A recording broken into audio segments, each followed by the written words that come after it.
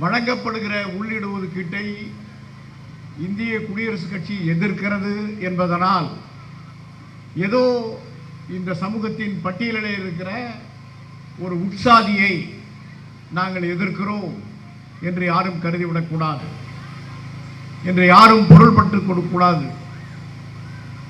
நாங்கள் பாசல் அம்பேத்கர் அவர்கள் வகுத்து தந்த அந்த பாதையிலே ஒடுக்கப்பட்ட மக்களின் ஒற்றுமையை, ஒடுக்கப்பட்ட மக்கள் ஒற்றுமையாக இருந்து பல்லாயிரக்கணக்கான காலகாலமாக அவர்களுக்கு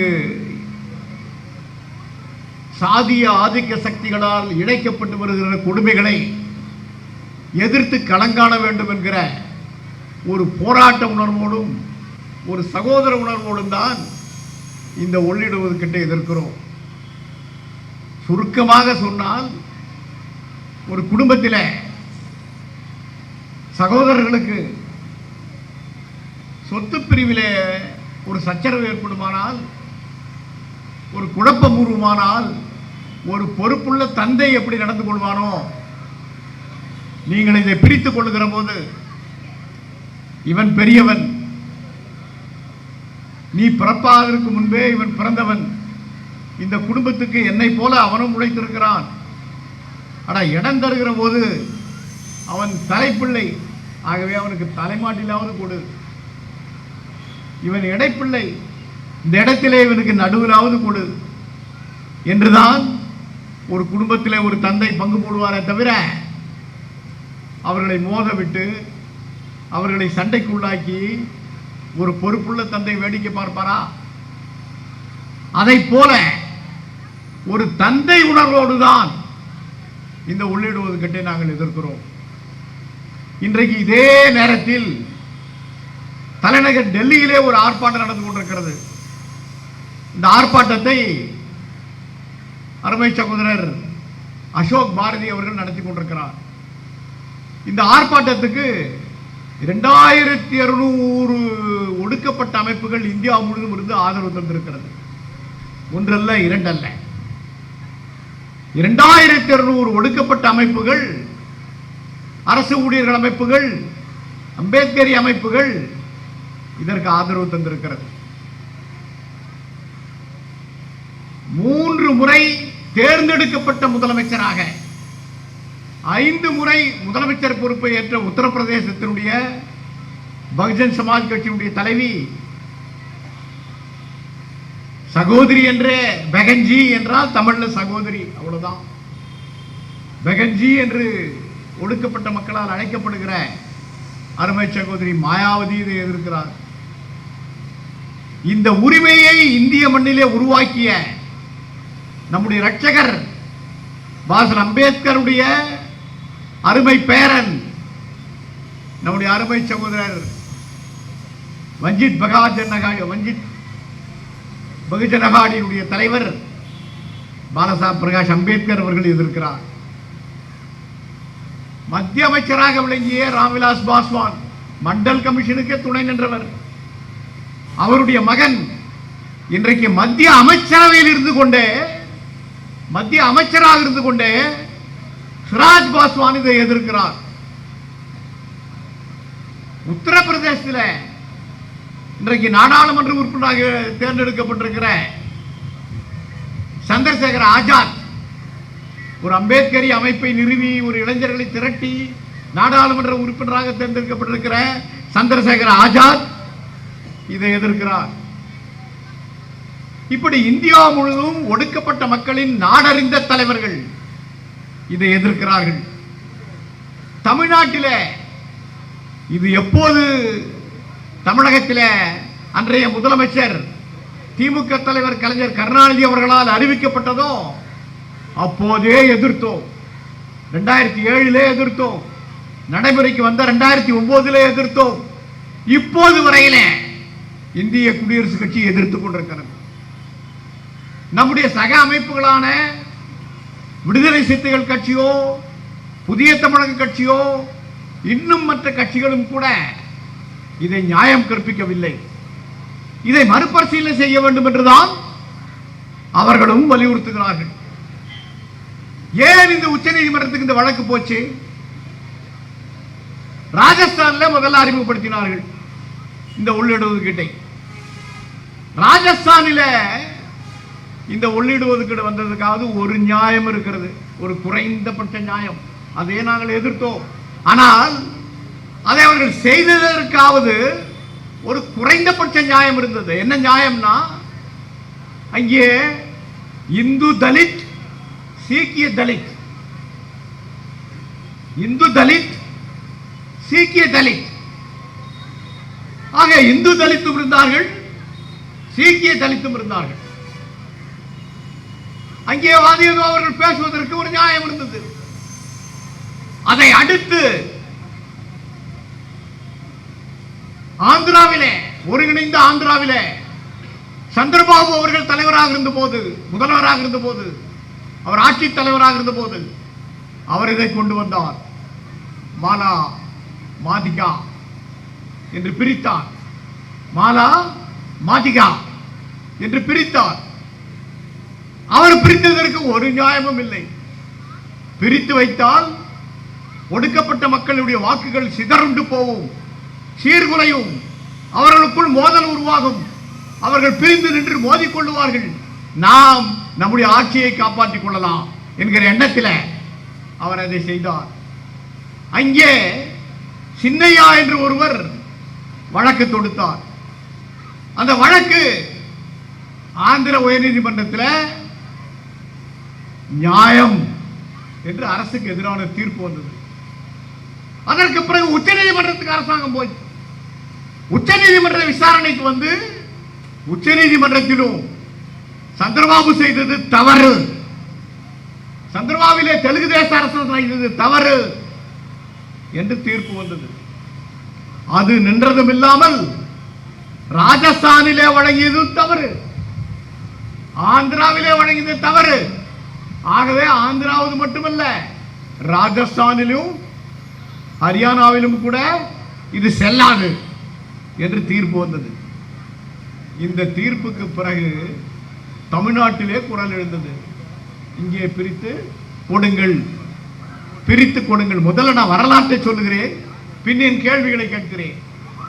தமிழ்நாட்டில் கொடுங்கள், தமிழ்நாட்டில் பிரித்து கொடுங்கள். மூத்த சமூகமாக இருக்கிற ஆதி திராவிட சமூகமே இதை அனுபவித்துக் கொண்டிருக்கிறது.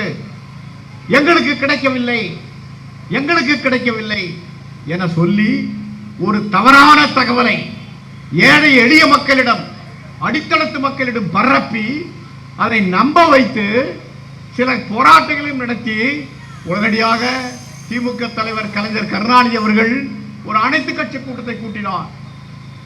அனைத்து கட்சி கூட்டத்தில் நியாயமாக இருந்தால் எதிர்த்து குரல் கொடுத்துக் கொண்டிருக்கிற என்னை போன்றவர்களுக்கும் அழைப்பு வந்திருக்க வேண்டுமா, வரக்கூடாதா?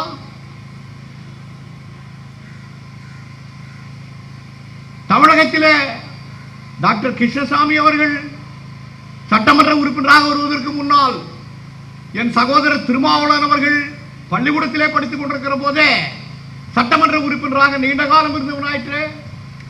எனக்கு ஒரு அழைப்பு வந்திருக்க வேண்டுமா, வரக்கூடாதா? திமுக தலைவர் அழைப்பு அனுப்பவே இல்லை. யாரெல்லாம் இதை ஆதரித்தார்களோ அவர்களுக்கு மட்டுமே அழைப்பு அனுப்பினார். அந்த அனைத்து கட்சி கூட்டம் முடிவெடுத்தது. அதற்கு பிறகு அரசாங்கம் முடிவெடுத்தது. ஏற்கனவே உயர்நீதிமன்றத்திலும் உச்ச நீதிமன்றத்திலும் தோற்று போனதே இது இப்போது தமிழ்நாட்டிலே நடைமுறைப்படுத்தினால் இது தோற்று போகாதா என்று ஒரு கேள்வி எழுந்தது. அதற்கு சிலர் இங்கிருந்து திராவிட கழகத்தைச் சேர்ந்த என் அருமை அண்ணன் வீரமணி அவளை போன்றவர்கள், இடதுசாரி கம்யூனிஸ்ட் கட்சியுடைய தலைவர்கள், அவர்களெல்லாம் ஒரு ஆணையத்தை போடலாம், ஒரு நீதியரசர் ஆணையத்தை போடலாம் என்று சொல்லி ஜனார்த்தனம் நீதியரசர் தலைமையில் ஒரு ஆணையம் போடப்பட்டது. அந்த ஒரு ஆணையம் ஓராண்டு காலத்திலே சில பரிந்துரைகளை தந்தது.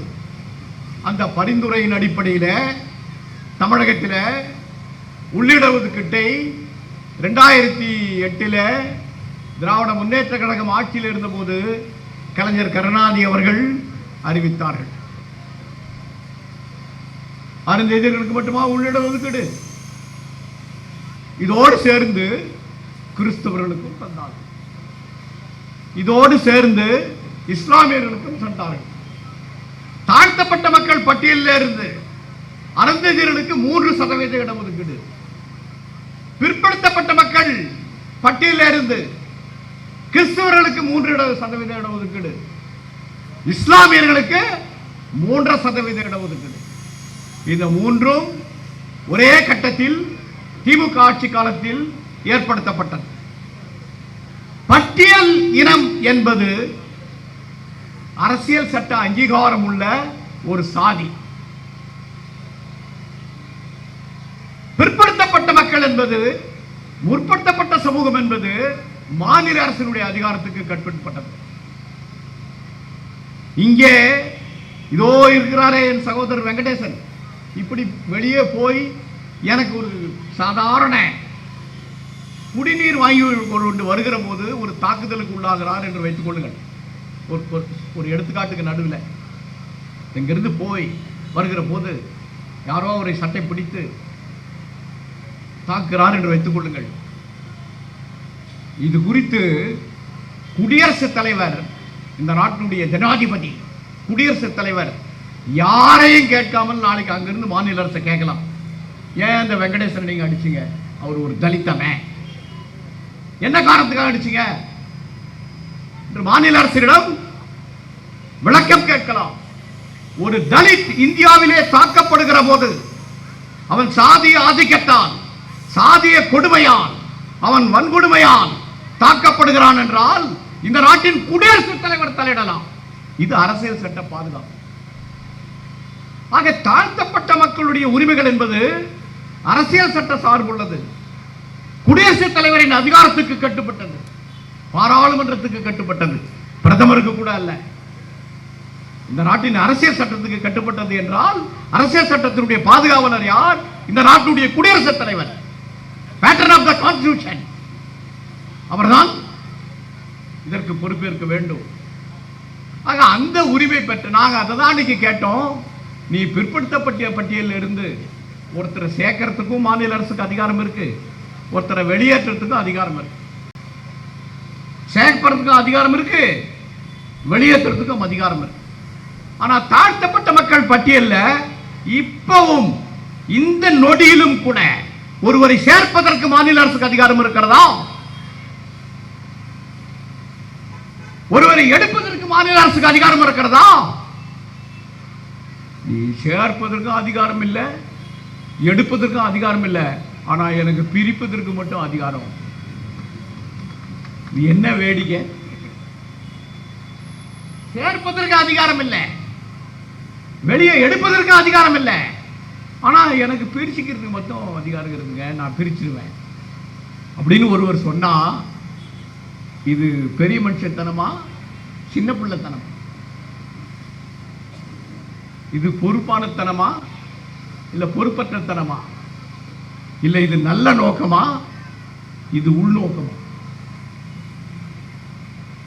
என் கேள்விகள் நல்ல நோக்கமா, இது உள்நோக்கமா? எங்கிருந்து வந்த உனக்கு உரிமை? அதுக்காக தான் என்ன சொன்னீங்க?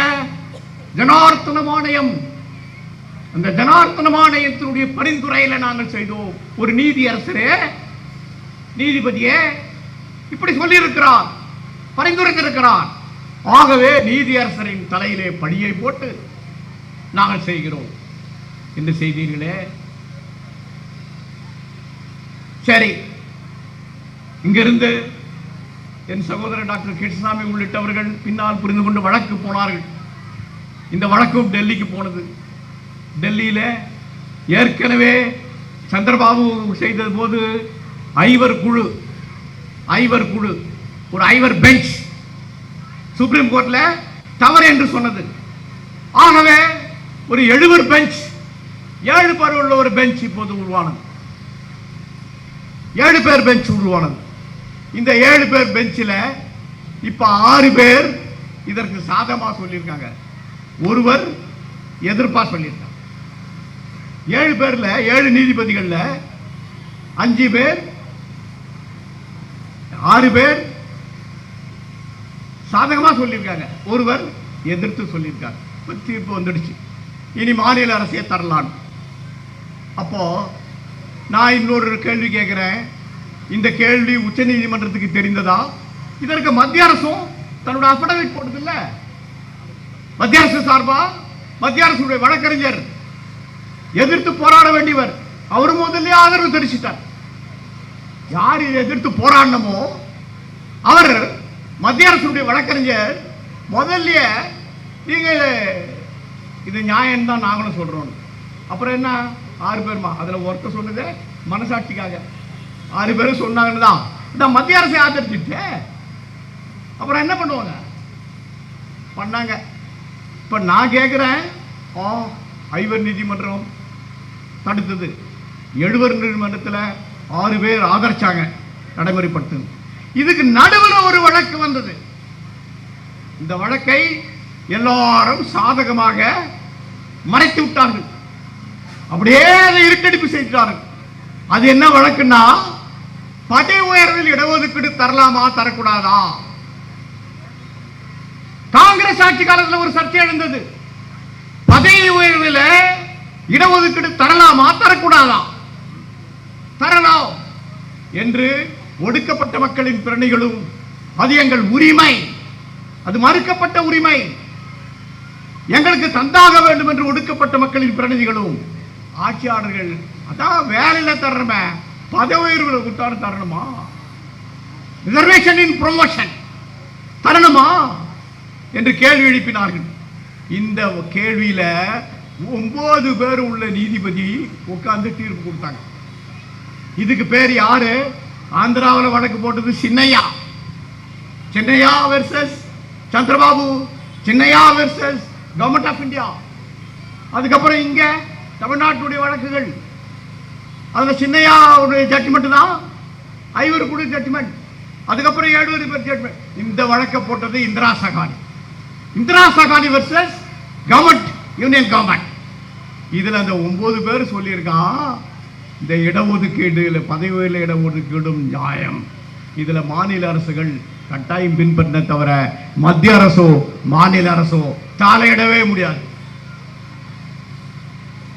இத சந்திருக்காங்களே. இப்போ நான் கேட்கிறேன், உங்க 7 பேர் கூட 9 பேர் பெருசா இல்லையா? 5 பேர் தப்பு. இப்ப 7 பேர்ல 6 பேர் சொல்றோம், ஒண்ணுதான் பெரிய, ஒண்ணுதான் எனக்கு, ஒண்ணுதான் கூட. 7ல ஒருத்தர் எதிர்ப்பா சொல்லிட்டார், 6 பேர் தான். இப்போ ஒண்ணு கூட ஆயிட்டது.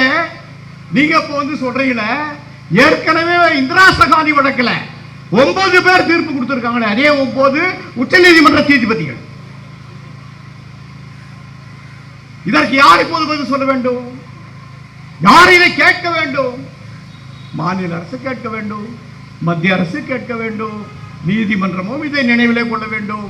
யாருமே இல்லை என்றால் நாங்கள் தெருவிலே இருந்தால் குரல் கொடுக்கிறோம். நாங்கள் வீதிக்கு வந்துதான் 2000 அமைப்புகள் கூடியிருக்கிறதே, அதை போல கோடிக்கணக்கான மக்களை இந்த கருத்தாக்கத்துக்கு ஒன்றுபடுத்தி நாங்கள் தான் குரல் கொடுக்க வேண்டும். நாங்கள் குரல் கொடுப்போம். இதுல பல பேருக்கு தெரியுதில்லை, இன்னமும் பல பேருக்கு தெரியுதில்லை. ஏன் இதுல வந்து இவ்வளவு சர்ச்சைன்னு தெரியுதில்லை.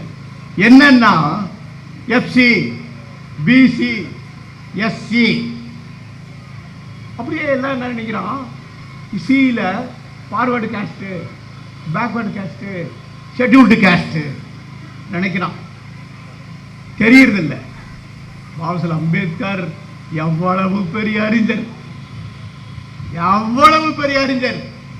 140 கோடி மக்களும் 75 ஆண்டு காலமா இந்த நாட்டில் ஒன்றைக்கு கட்டுப்பட்டு இருக்கிறார்கள், நம்புகிறார்கள் என்றால் அது அரசியல் சட்டம் தான், அரசியல் சட்டம் தான். நான் வேட்டி கட்டுவேன், பக்கத்துல கர்நாடகால போனா அங்க இருக்கிற எம்மா கீழ்பாசி கட்டுவான், ஆந்திரால போனவன் அந்த வேட்டியை வேற மாதிரி கட்டுவான், கேரளால இருக்கிறவன் அதை லுங்கி மாதிரி கட்டுவான், தையல் போட்டு கூட கட்டுவான், லுங்கி மாதிரி கட்டுவான். அங்க போனா அவன் பைஜாமா போடுவான். அவன் பைஜாமா போட்ட அரசியல்வாதியா இருந்தாலும், அவன் வேற சாப்பிட்றவன், ரொட்டி சாப்பிட்றவன், கஞ்சி குடிக்கிறவன், எதுவா இருந்தாலும், அவன் தொப்பி போட்டவன், லுங்கி போட்டவன், எதுவாக இருந்தாலும் இந்த நாட்டில் 140 கோடி மக்களும் பைபிளை ஏத்துக்கிறவன் குரானை ஏத்துக்க மாட்டான், குரானை ஏத்துக்கிறவன் பகவத்கீதையை ஏத்துக்க மாட்டான், பகவத்கீதையை ஏத்துக்கிறவன் இதை ஏத்துக்க மாட்டான். ஆனால் பகவத்கீதையை ஏற்றுக்கொள்கிறவனும், குரானை ஏற்றுக்கொள்கிறவனும், பைபிளை ஏற்றுக்கொள்கிறவனும், கிரந்தத்தை ஏற்றுக்கொள்கிறவனும் இந்தியாவிலே ஏற்றுக்கொள்கிற 4வது மிகப்பெரிய நூல் இந்த நாட்டின் அரசியல் சட்டம். அரசியல் சட்டம் 140 கோடி மக்கள் இன்னைக்கு எப்பவோ ரஷ்யா போல, ரஷ்யால சென்று போல ஒரு பெரிய ஒப்பற்ற உயரிய கொள்கையை தாங்கி பிடித்த, கம்யூனிச கொள்கையை தாங்கி பிடித்த ஒரு நாடு இன்றைக்கு சிதறண்டு போனது. ஆனால் இந்தியா இந்தியாவாக இருக்கிறது என்றால் இந்த நாட்டின் அரசியல் சட்டம் இல்ல. இந்த 3 Cயும் ஒன்னா அரசியல் சட்டத்தில் அப்படி இல்லை. ஃபார்வர்ட் கம்யூனிட்டி, அது கம்யூனிட்டி, ஃபார்வர்ட் கம்யூனிட்டி சமுதாயம், முற்படுத்தப்பட்ட சமுதாயம். பேக்வர்ட் கிளாஸ், பிற்படுத்தப்பட்ட வகுப்பு, அது ஒரு தொகுப்பு. ஒரு வகுப்புன்னா ஒரு தொகுப்பு. ஷெட்யூல்டு காஸ்ட், இது மட்டும்தான் சாதியால் வஞ்சிக்கப்பட்டவனுக்கு, சாதியால் ஏமாற்றப்பட்டவனுக்கு, சாதியால் நசுக்கப்பட்டவனுக்கு, சாதியால் தாழ்த்தப்பட்டவனுக்கு, நீ இந்த சாதி என்று அடக்கி ஆண்டவனுக்கு சாதியால் அறிவோசனம். எதை காரணம் காட்டி நீ அழித்தினாயோ அதே காரணத்தால் அவனுக்கு விமோசனம், அவனுக்கு பாதுகாப்பு, அவனுக்கு உரிமை, அவனுக்கு பலம். ஆகவேதான் இந்த 3 Cயும் ஒண்ணுனே நினைச்சுக்கிட்டு இருக்காங்க நிறைய பேர். இதுல தான் குழப்பம். அரசியல் சட்டத்தை படிக்கணும். இது 3 Cயும் ஒரு C இல்ல. Forward community, backward class, scheduled caste. ஆக அரசியல் சட்டத்தில் சாதிய பாதுகாப்பு, சாதிய அங்கீகாரம் யாருக்கு? சரி, இந்த சாதி எதிலிருந்து வந்தது? இந்து மதம், இந்து மதத்தினுடைய தாக்கம். இந்து மதம் ஒரு சமூகத்தை, ஒரு சாதியை அடக்கி வைக்கிறது. இந்த இந்துக்கு என்ன இலக்கணம் தெரியுமா? இந்துக்கு என்ன இலக்கணம் தெரியுமா? இந்து என்ற வார்த்தை எப்ப வந்தது? இந்து மதம், கிறிஸ்துவ மதம் இயேசு கிறிஸ்து தோற்றுவித்தார். முகமதிய மதம் அல்லாவின் வழியிலே அல்லாஹ் தான் உருவாக்கினார். கிரந்தம் குருநானக் உருவாக்கினார் சீக்கிய மதத்தை. எல்லா மதத்தையும் இவர் ஒரு பௌத்தம் புத்தர் உருவாக்கினார். ஆனால் இந்து மதம் எப்ப, யாரால், எப்படி, எங்க, எப்ப உருவாக்கப்பட்டது? யாரும் சொல்ல முடியாத. இதுக்கு நான் விளக்கம் சொல்றதுக்கு முன்னாடி இன்னொன்று சொல்லணும். சங்கராச்சாரியார் ஒரு முறை சொன்னார், இந்த வெள்ளக்காரன் வந்தானோ இல்லையோ, இல்லைன்னா இந்த மதம் ஒன்னா இருக்காதுப்பா, அவன் தான் இந்த இந்துன்னு பேர் வச்சான். இந்துன்னு யார் பேர் வச்சா? ருக்வேதத்தில் இல்லை, அதர்வ வேதத்தில் இல்லை, யஜூர் வேதத்தில் இல்லை, சாம வேதத்தில் இல்லை. இதுதான 4 வேதம், 4 முறை, 4 முறை தீர்ப்பு, 4 முறை. இந்த 4 வேதம் தானே. 4 வேதத்தில் எங்கேயாவது ஒரு இடத்துல இந்துன்னு காட்டுங்க. வெள்ளக்காரன் வந்தானோன்னு சங்கராச்சாரியா சொன்ன மாதிரி வெள்ளக்காரன் வந்தானோ ஆண்டானோ நமக்கெல்லாம் இந்துன்னு பேர் வச்சுட்டான். இதைத்தான் பாபாசாஹேப் அம்பேத்கர் அரசியல் சட்டத்தில் ரொம்ப அழகாகவே கையாண்டான். யார் இந்து, யார் இந்து, யார் கிறிஸ்துவர் இல்லையோ, யார் முஸ்லீம் இல்லையோ, யார் பார்சி இல்லையோ, இந்த 3 போட்டார். யார் பார்சி இல்லையோ இவர்களெல்லாம் தங்கள் வாழ்க்கை முறையாலும் தங்கள் பண்பாட்டாலும் தங்களை இந்துக்கள் என்று அழைத்துக் கொண்டால் அவர்கள் இந்துக்கள். அவ்வளவுதான்.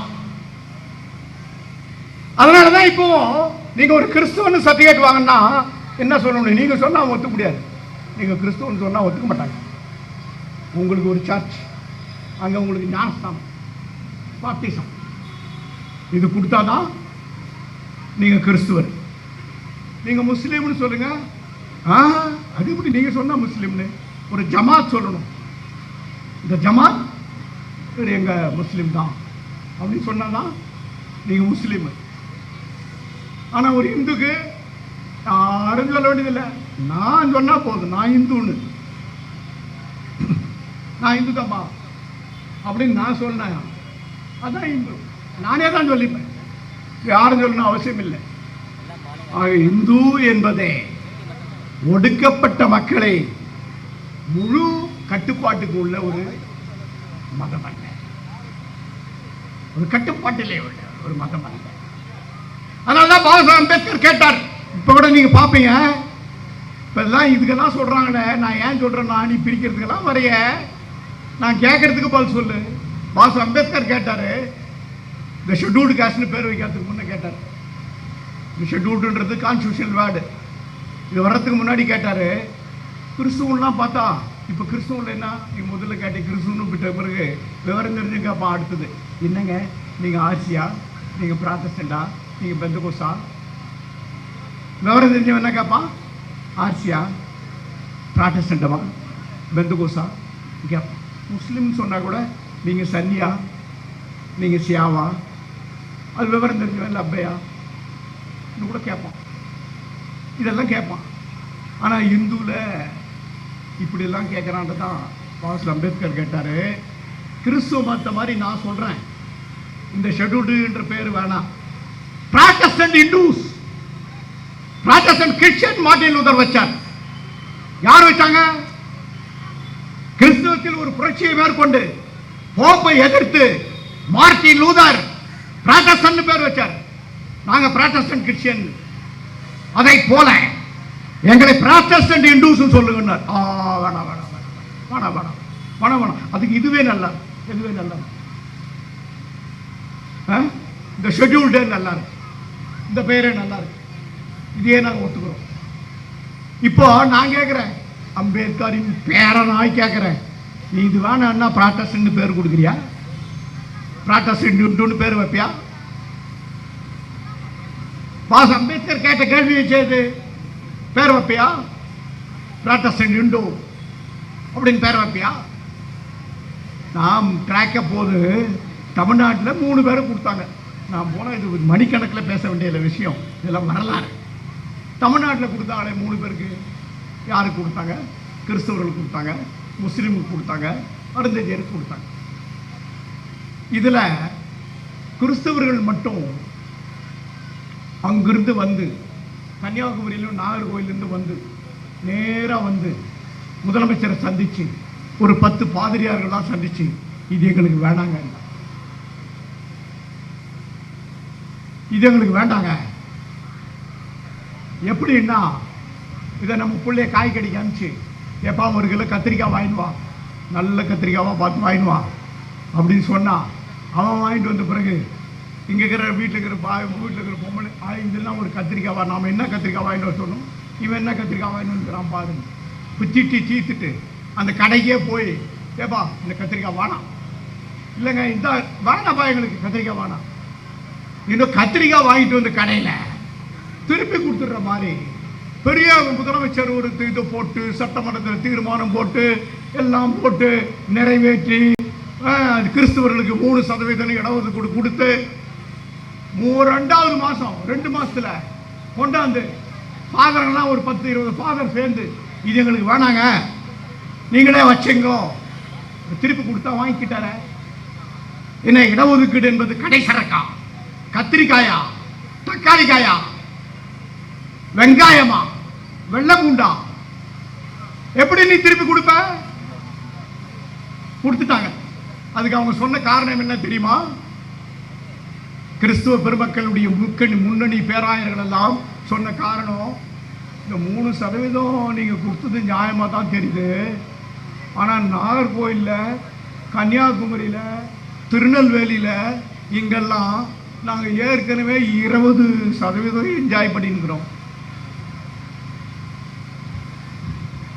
20% நாங்க என்ஜாய் பண்ணிட்டு இருக்கோம். நீ 3% கொடுத்து என்ன கெடுக்கிறியா, என்ன ஆதரிக்கிறியா, இல்ல என்ன பிரிச்சு வைக்கிறியா? வெளியே சொல்ல முடியாத வாங்கிட்டேன். இதான வரலாறு. வாங்கிக்கிட்டார். இது வாங்கின பிறகு இது கொடுத்திருந்தா இன்னும் சண்டை வந்திருக்குமோ என்ன தெரியல. இது கொடுத்த பிறகு தோழர்களே, நான் இன்றைக்கு சொல்லுகிறேன், நாங்களும் என்ன செய்ய வேண்டுமோ அதெல்லாம் செய்வோம். இன்று வரையில மற்ற மாவட்டங்களில் கிறிஸ்தவர்கள் எல்லாம் போயிருக்கிறான். இப்ப சென்னையில 3% அது நியாயம். ஒரு 3% கிடைக்கும். இப்ப சென்னையும் சேர்ந்து கன்னியாகுமரிக்காரனா, நாகர்கோயில்காரனா, திருநெல்வேலிக்காரனா அனுபவிக்கிறான். அவன் சட்டை போட்டுட்டு இருக்கான், புகஞ்சிட்டு இருக்கான். 3% இஸ்லாமியர்களுக்கு தந்தார்கள். இதனுடைய வரலாறு யாருக்கா தெரியுமா? தந்தார்கள். இந்த 3% எவ்வளோ அறிஞர்கள், நான் இவ்வளோ நேரம் அரசியல் சட்டத்தை சொன்னேன், எனக்கு தொண்ட காயுது. 140 கோடி மக்கள் 75 ஆண்டு காலமாக அப்படியே ஒட்டிட்டு நிற்கிறாங்கன்னா அந்த சட்டம், இந்த சட்டம் இஸ்லாமியர்களுக்கு 3%. 3%னா என்ன? ஏற்கனவே கத்திரிக்காய் மாட்டான் 3.5 கிலோவா, வெங்காயம் மாதிரி 3.5 கிலோவா, 100 பேர்ல 3 ஆளை எப்படிப்பா பிரிப்ப? இங்க இருக்கிற எல்லாரும் நான் கேட்கிறேமா, காவல்துறை கூட கேட்கிறேமா. சதவீதம்னா என்ன? 100, 100ல 3, 100ல 3ன்னா 3 எப்படி நீ பிரிச்சு காட்டுவேன்? ஒரு ஆளை பாதியா விட்டுவியா? அரேன்றது எப்படி பிரிக்க முடியும்? யாரை ஏமாத்துவது? எப்படி பிரிக்க முடியும்? அதனால என்ன ஆச்சு? நம்ம தமிழ்நாட்டு அரசு கணக்கு, அதனால இனிமேல 100ன்னு எடுத்துக்க முடியாது. 200 எடுத்தாதான் கணக்கு சரியா வரும். 7 ஆளு 7, 200 எடுத்தாதான். இதுக்கு பேரு ரோஸ்டர்.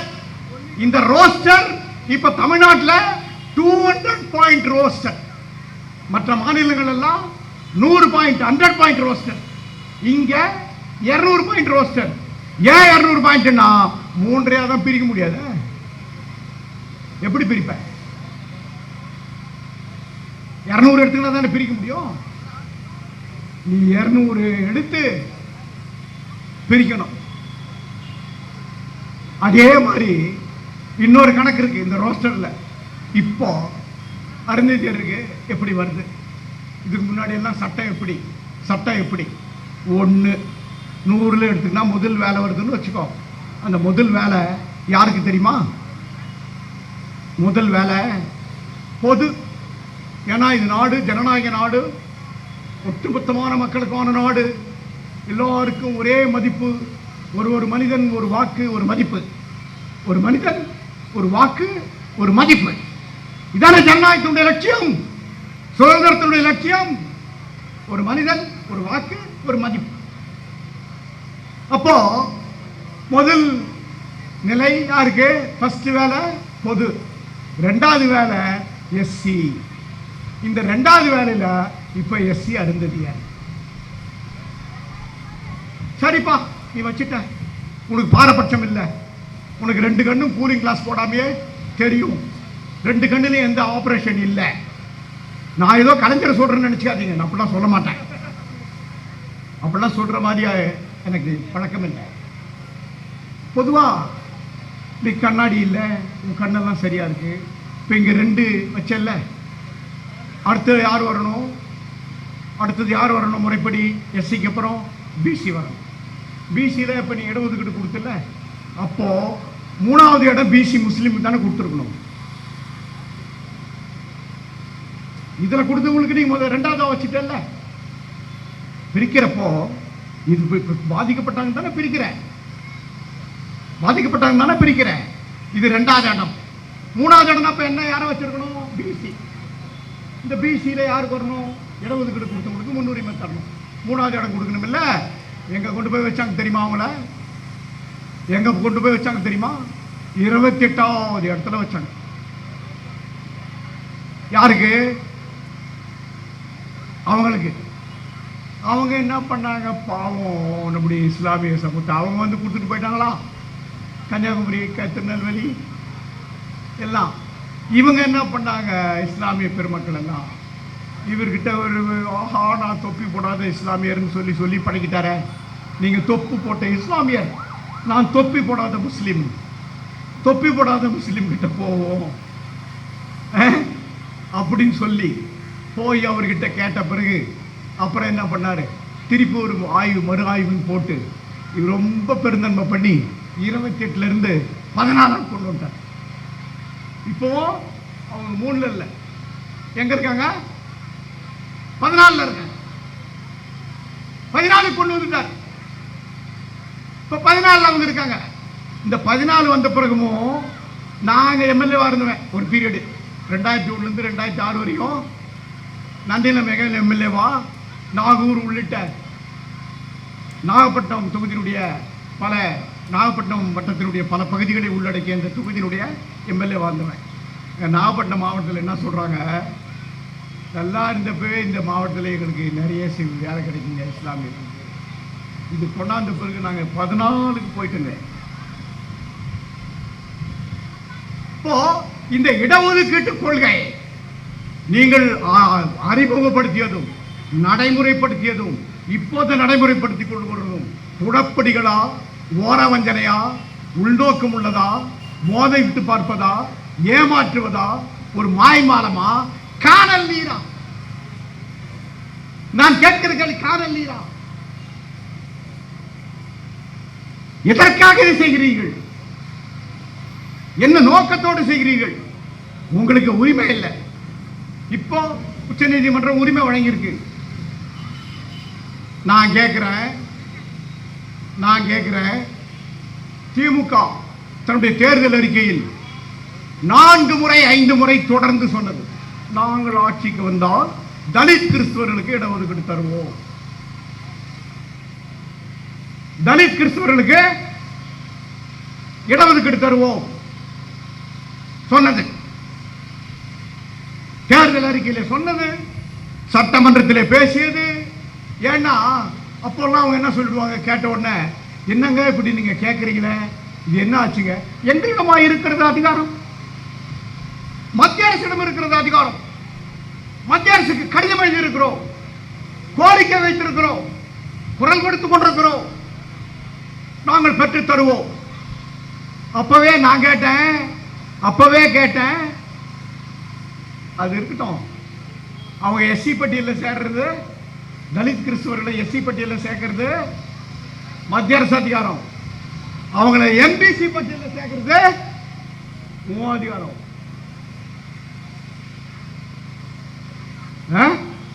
அவனுக்கு பிரியாணி போடுறது மத்திய அரசு அதிகாரம், அவனுக்கு இட்லி போடுறது, டீ வாங்கி கொடுக்கிறது உன் அதிகாரம். அவன் பட்னியா இருக்கான்பா, நீ பிரியாணியே காட்டிட்டு இருக்க, உங்ககிட்ட இருக்கிறது எம்பிசி. முதல்ல 2 இட்லி ஒரு டீயும் கொடுப்பான், எம்பிசியில் சேருப்பான். இது வரைக்கும் சேர்த்துக்கிட்டா அப்பா சொன்னார, தேர்தல் அறிக்கையில வச்சார, போராடவே வேணாப்பா, நீ எம்பிசியில் சேர்த்துக்கோ. சேர்ப்பீங்களா? எங்க சகோதரன் தான் தலித் கிறிஸ்துவனோ தலித் பறையனோ பண்டாம் கொடுத்தாதான் எந்த சிக்கலும் இல்லை. தைரியமா போய் பொண்ணு கேட்கலாம், தைரியமா போய் புள்ள கொடுக்கலாம், தைரியமா போய் சம்பந்தம் பண்ணலாம். ஏண்டா நீ ஆடுறா, எப்படா என் வீட்டுல வந்த, எப்படா என் வாசப்படி வச்ச, என்னடா கேட்டா வெட்டறிவான்னு கேட்க போறது இல்லை. கேட்பானா? கேட்க போறது இல்லை. எட்ரா வெட்டறிவாவ, எப்படி என் வாசப்படி வச்ச, நீ ஆறு, உன் குலம் என்ன, உன் கோத்திரம் என்ன, உன் ஊர் என்ன கேட்க போறானா? கேட்க போறது இல்லை. ஒரே மாதிரி தான் இருக்கான். கோயிலுக்கு தான் அவன் ஒரு பக்கம் பைபிள் எடுத்துட்டு போறான், இவன் ஒரு பக்கம் கூடு வாக்குறதுக்கு மண்ணு சொம்பு எடுத்துட்டு போறான். அவ்வளவுதான் கொடுத்துட்டு போறான். அவ்வளவுதான் வித்தியாசம். சேப்பியா? எம்பிசியில் சேப்பியா? எம்பிசியில் சேர்த்தால் முதல்வர் அவர்களே, மாண்புமிகு முதல்வர் அவர்களே, உங்களுக்கு வாழ்த்து பாடுவது, பாராட்டு விழா நடத்துவது நாங்கள் தான் இருக்கோம். நாங்கள் கேள்வி கேட்பதோடு இல்லை, கோரிக்கை வைப்பதோடு இல்லை, நீதி கேட்பதோடு இல்லை. இந்த நீதியை செய்ய நீங்கள் முன்வந்தால் உங்களை வாழ்த்துவதும் பாராட்டுவதும் நன்றி கடப்பாடு உடையவர்களாக நாங்கள் தான் இருப்போம். இல்லையே, அப்ப நீங்க செய்யறதெல்லாம் ஒரு போலித்தனம். உள்ளார்ந்த நான் இது கூட சொல்ல மாட்டேன். என்ன இருந்தாலும் அவரும் என் சமகாலத்து தலைவர். நான் கேட்கிறேன், உங்களுக்கு ஒருவேளை புரிதல் இல்லையோ, இதை பற்றியெல்லாம் புரிதல் இல்லையோ, இதை பற்றியெல்லாம் ஒரு தெளிவு இருப்பதற்கான ஒரு சுற்றம் இல்லையோ? நீங்க அதிகாரத்தில் இருக்கிறீங்க, நினைச்சா எங்களால் நாங்கள் ஒரு பட்டியல் எடுக்கிறதுக்கு, புள்ளி விவரம் எடுக்கிறதுக்கு 1 மணி நேரம் ஆகும்னா உங்களுக்கு 10 நிமிடம் போகும். 10 நிமிடத்தில் இந்த புள்ளி விவரங்கள்லாம் நீங்க பெற்றலாம். 10 நிமிடம். இந்த 2009 இருந்து இன்றைக்கு வரைக்கும் 14 ஆண்டு காலம் தமிழ்நாட்டில் உள்ளிடுவதற்கு முறை இருக்கிறது. என்னுடைய ஒரு சின்ன இதுக்கு மட்டும் விளக்கம் கொடுங்க, ஒரு பட்டியல் கொடுங்க. இந்த 14 ஆண்டு காலத்தில் அருந்ததியருடைய வளர்ச்சி எப்படி இருக்கிறது? அதுக்கு முன்னாடி இல்லாத போது ஒரு 10 ஆண்டு காலத்தில், அப்ப 14 கூட வேணாம், ஒரு 10 ஆண்டு காலத்தில் அவர்களுக்கு கிடைத்தது எவ்வளவு, இப்ப கிடைக்கிறது எவ்வளவு, ஒரு பட்டியல் கொடுங்களேன். எங்கப்பா இருக்கு வேலை? ஒன்னே ஒன்று இருந்தது, ஒரு ராணுவம். அந்த ராணுவத்தில் கூட கான்ட்ராக்ட் கொண்டாந்துட்டீங்களா? அக்னின்னு ஒன்னே ஒரு வேலை இருந்தது. எங்க கிராமங்கள்லாம் என்ன பண்ணுவாங்க, பையன் நல்லா கட்டுமஸ்தா இருந்து ஏதோ கொஞ்சம் எழுது படிச்சு 8வது 10வது படிச்சிருந்தான்னா ஒன்று இல்லைன்னா கூட ஒரு மிலிட்டரியில சேர்ந்து படிச்சுக்க மாட்டானா பாடி. ஒரு வேலை இல்லைன்னா கூட அவங்க அம்மா அப்பா சொல்றது, ஒரு வேலை இல்லைன்னா கூட அந்த மிலிட்டரியில போய் பொழைச்சிக்க மாட்டானா இவன், நல்லா இருக்கிறான் கையும் காலுமான்னு. அந்த வேலை கூட கான்ட்ராக்ட். அக்னி சிஸ்டம் வந்துடுச்சு, 7 வருஷம் கான்ட்ராக்ட். ராணுவத்தில் கூட வேலை வாய்ப்பு இல்லையே. இப்ப எத்தனை பொது நிறுவனங்கள் ஆரம்பிச்சாங்க? பொது நிறுவனம் ஒரு ஊர்ல ஒரு பெல் ஆரம்பிச்சிருப்பான் 50 வருஷத்துக்கு முன்னாடி. 50 வருஷத்துக்கு பின்னாடி எத்தனை பெல் ஆரம்பிச்சாங்க காட்டுங்களேன். எங்க பொது நிறுவனங்கள்? எல்லாம் ஆசிரியர் வேலை, ஒரு தலைமுறையை உருவாக்குற புனித வேலை. 20,000 பேர் ஒப்பந்த தொழிலாளராக இருக்கான். எவ்வளவு வேலைக்கு? PhD பண்ணிட்டு 10,000 ரூபாய்க்கு 12,000 ரூபாய்க்கு. ஒரு மேஸ்திரி ஒரு நாளைக்கு 1000 ரூபாய் வாங்குவான், ஒரு மேஸ்திரி. ஆனா MA படிச்சுட்டு MEd படிச்சுட்டு கான்ட்ராக்ட் ஒப்பந்த ஆசிரியரா 12,000 ரூபாய்க்கு வேலை செய்யறான், 15,000 ரூபாய்க்கு வேலை செய்யறான். ஏன்னா எம்ப்ளாய்மெண்ட் இல்லையே, கான்ட்ராக்ட் தானே. 20,000 பேர் இன்றைக்கு ஆசிரியர்கள் ஒப்பந்தம். உயிர் காக்கிற வேலை, டாக்டர் வேலை, அது கான்ட்ராக்ட். இப்ப ஏதோ 4 நாளைக்கு முன்னாடி சண்டை போட்டு டெல்லியில் இருக்கிற 45 போஸ்ட செக்ரட்டரி போஸ்ட். எப்படி செக்ரட்டரி போஸ்ட்? அவங்க தான் நாட்டை ஆடுறவங்க. அந்த 45 போஸ்ட் அப்படியே சோர்சஸ், அவுட் சோர்சஸ்ல கொடுத்தான். எல்லாம் இப்ப எழுந்து குரல் கொடுத்த பின்னாடி இன்னைக்கு ரத்து பண்ணிருக்கான். குரல் கொடுத்த பின்னாடி. ஆக எங்கே இருக்கிறது அரசாங்க வேலை? இல்லாத வேலைக்கு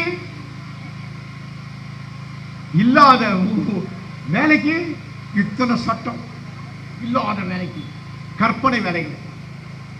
இந்த அரசாங்கத்தினுடைய நல்ல கொள்கைகள் இல்லையே.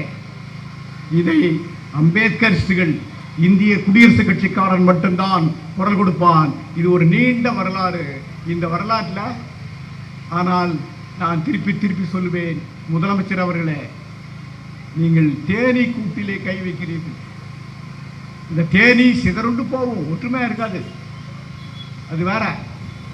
தேனீ சிதறுண்டு, நீங்க போய் கை வச்ச உடனே அந்த தேனீ கூடு அப்படியே தேனீகள்லாம் பறந்துடும். ஒரு குச்சி எடுத்து வச்சாலோ கையை வச்சாலோ அது பறக்கும். அந்த நேரத்தில் நினைச்சுக்கலாம், எல்லா தேனியும் ஓடிடுச்சு பாருங்க. அது சுத்தி வந்து உங்க தலையை தான் குட்டும். உங்க விடாது கருப்பு நானே, அந்த மாதிரி விடாது. சுத்தி வந்து தனித்தனியா போனாலும் மொத்தமா போனாலும், தனித்தனியா போனாலும் மொத்தமா போனாலும் உங்கள் தலையை தான் சுத்திக்கிட்டு இருக்கோம். நீங்கள் தேவையில்லாமல் அப்புறம் பாவம் இங்கே எரியுது, அங்கே எரியுது, இங்கே குடையுது, அங்கே குடையுது என்று குடைந்து கொண்டிருக்க வேண்டாம். இதான் நாங்கள் சொல்ல விரும்புகிறோம். எங்கள் குரல் அம்பேத்கரிய குரல். இந்த குரல் 100 பேரா 200 பேரா 1000 பேரா என்பதல்ல, கோடிக்கணக்கான மக்களுடைய குரல். அம்பேத்கரிய குரல் கோடி மக்களான தெருக்கோடி மக்களின் குரல். இந்த குரல் உங்கள் காதில் எட்டவில்லை என்றால், காதில் எட்டுவதற்கு உங்களுக்கு வந்து சேருவதற்கு வாய்ப்பில்லை என்றால், நீங்கள் இதை தெரிந்து கொள்ளுகிற போது தெருவிலே நிற்கக்கூடிய காலம் வந்துவிடும். அந்த காலம் வருவதற்கு முன் நீங்கள் இதை உணர்ந்து நடவடிக்கை மேற்கொள்ள வேண்டும் என்கிற உணர்வோடு இதை ஒரு எச்சரிக்கையாக ஒடுக்கப்பட்ட மக்களின் குரலாய், அம்பேத்கரிய குரலாய் இந்த ஒற்றுமையை குலைக்காது, இந்த ஒற்றுமையை சீரழிக்காது. இதில் என் அருமை சகோதரர்கள், நாங்கள் எதிரிகள் அல்ல, நீங்களும் புரிந்து கொள்ளுகிற காலம் வரும். இது நாங்கள் எதிரிகளாக நீங்கள் கருத வேண்டாம், நீங்கள் புரிந்து கொள்ளுகிற காலம் வரும். வஞ்சிப்பவருடைய வலையிலே நீங்கள் சிக்கிக் கொள்ளாதீர்கள் என்று என்னுடைய சகோதரர்களையும் நான் மன்றாடி கேட்டு இந்த அறப்போராட்டத்தை உருவாக்கிய என் அருமை சகோதரர்களை வாழ்த்தி அமைகிறேன். நன்றி. ஜெய்பி.